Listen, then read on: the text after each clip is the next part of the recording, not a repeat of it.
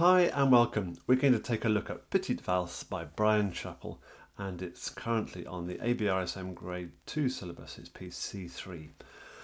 I'm going to run it through with both hands separately, and then we're going to put them together nice and slowly, and we'll discover all the little bits and bobs that we encounter on the way. The tune at the start starts in the right hand.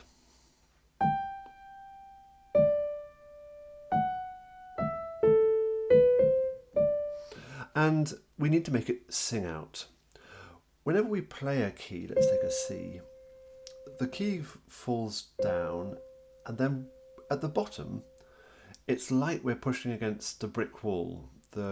We can't push any further. And when we want tone, when we want the piano to sing out, I think it's helpful to think about pushing, just applying a bit of pressure against that brick wall. It's not a question of playing aggressively, but it's just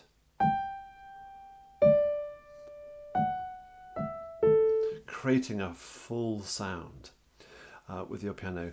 And the indications at the beginning: mezzo piano, dolce means sweetly, leggiero means lightly. So in spite of that tone thing I've been talking about, the whole thing needs to be very light. Let's play that first phrase through again. 1, 2, 3. I'm pushing very confident fingers. And I quite like doing that fingering at the end and then just jumping over to the second finger, because it's the end of a phrase, isn't it? So I don't want to link up the C to the D, so why not make myself take the little gap between the two phrases? But you could do the fingering suggested as well. That works really well. Let's carry on. 2, 3. That repeats, doesn't it? Same idea as the beginning, and then shorter phrases. Poco crescendo.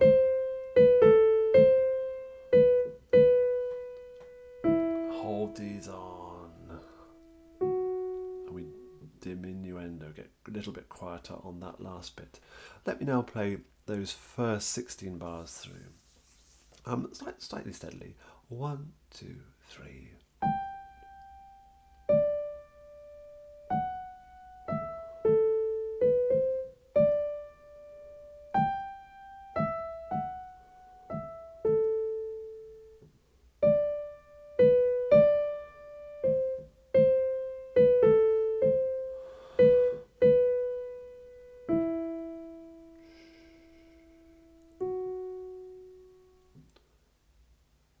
Okay.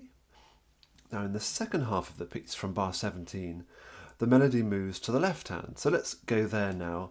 And it's basically the same tune, isn't it? But an octave lower, or 2 octaves lower in fact, down here. Let's try. So the same tone idea. And now we're going to hit a fingering thing here. I put the fourth finger on the A. And then if you were to jump the second, it creates the natural gap between these two phrases. But you could have done and just landed on the second finger. You're cool.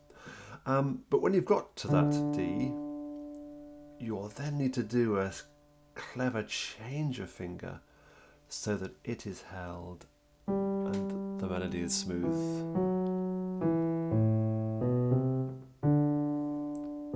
Held notes down the end, which I'll come to in a moment. So let's just go through from bar 17. 1, 2, 3. 2, 3. Super legato.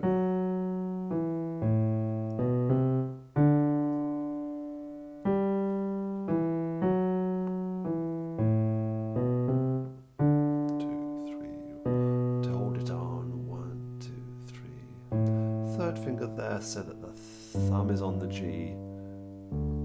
And that is a G right down the bottom there, probably disappearing off the screen. So many ledger lines, they're so difficult to read, aren't they? So now let's go through the accompaniment.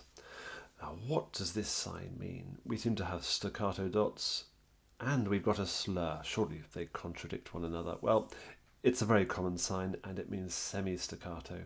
So take a note, let's take a C. If I play it very staccato, I'm playing as short as I possibly can. I'm pretending that the keyboard is on fire or boiling hot, and I don't touch it. That's not the kind of staccato Mr. Chapple wants. Instead, he wants a sort of... just make sure that there's a slight gap between the notes. That's how I'm hearing it. And so it's going to sound something like this. 1, 2, 3, 1.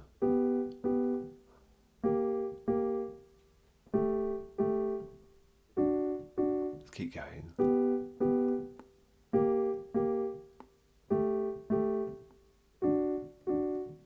That kind of thing.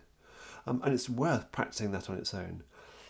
So the very first note of those groups of 2, I'm just ever so slightly making sure it...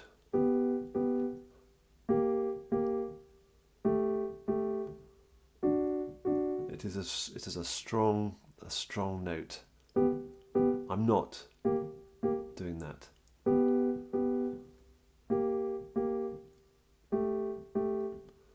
That's my semi-staccato. I'm going to keep going this time. Now then, this is a lovely line. Have a look at my thumb. What's it doing? 2 of those.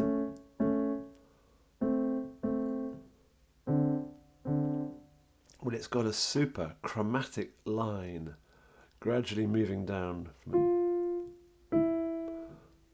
let's get that going. All the way down from an F to the C. And meanwhile, the bass note is bobbing around a little bit more. So let's just work through those chords. You might want to just practice them really steadily. Now this chord, 4th finger, 3rd works well as well. I quite like a couple of those. And then I like the 2nd finger definitely on that A, because it means that my hand is all ready to find that chord. It's an interval of a 7th, isn't it? It's quite tricky. So there's all sorts of different intervals through that line, and I'd want to drill it quite carefully, making sure that all the notes are correct, and go very slowly. Take your time. In the second half, it's the right hand that has the accompaniment. So same idea with the semi-staccato. Rest. Rest. I like 4 and 2 on those. Gradually moving down. Again, it's chromatic, isn't it? Then this is the same. 4 and 2. And make sure they really are together. Don't press too slowly. Press quite quickly and confidently. 4 and 2. 4 and 2 just because it helps bring my hand down the piano. Last line now. I'm using 4 and 5 on those because my hand in a minute has got to get down there, but it doesn't really matter. You might want to use something different there. And at the end, leap right up the octave. If you've got big hands, you could do that, but there's really no need, and that works really well. Rall, we're obviously going to put the brakes on at the end in those last 4 bars. Dim, diminuendo, we're also going to gradually get quieter. And notice the dynamic differences, those little crescendos, little diminuendos, they're quite subtle. We haven't got a huge amounts of loud playing here, quite the contrary. It's on the quiet side of life, this one, Petite valse. Now then, the speed suggested in the edition that we are all reading from in the associated board booklet is 50. So here we are, I've got my metronome set to 50. I've got my metronome set to 50. And that's a whole bar's worth of music.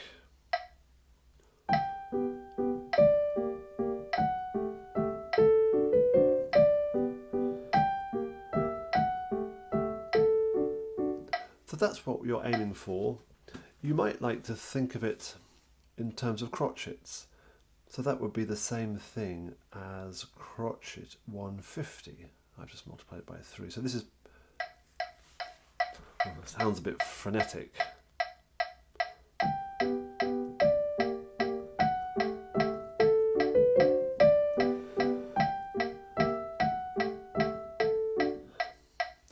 So that's what you're aiming for, and then so in your practice you may want to tell yourself, okay, that's a bit scary, let's try crotchet 80.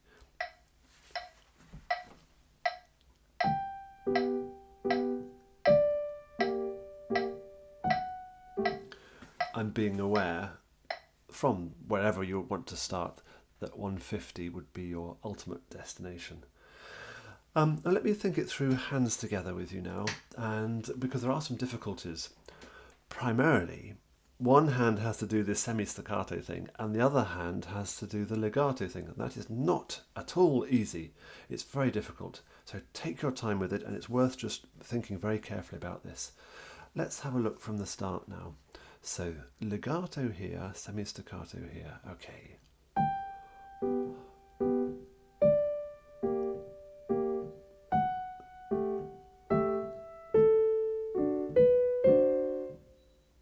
So this one, really smooth, hold on to everything, and I might want to exaggerate it.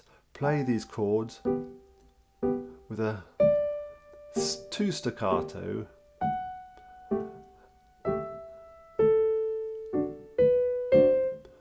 and raising my hand rather sillily there to make the point in my head that they need to be legato, staccato. Can I get my hands doing different things? And then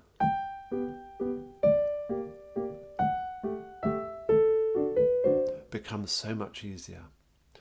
And let's carry on.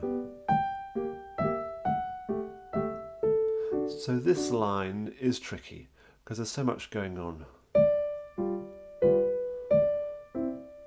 New phrase.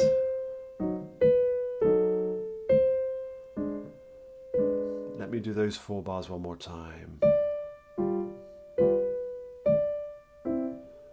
New phrase, getting louder as well.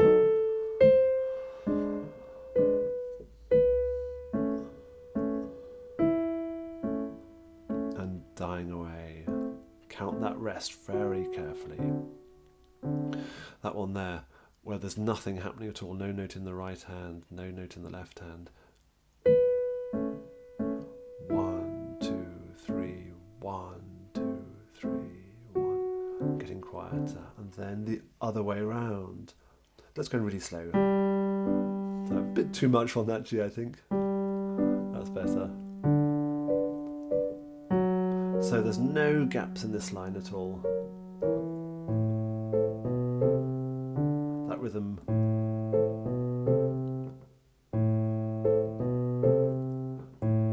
Making sure that they are absolutely together.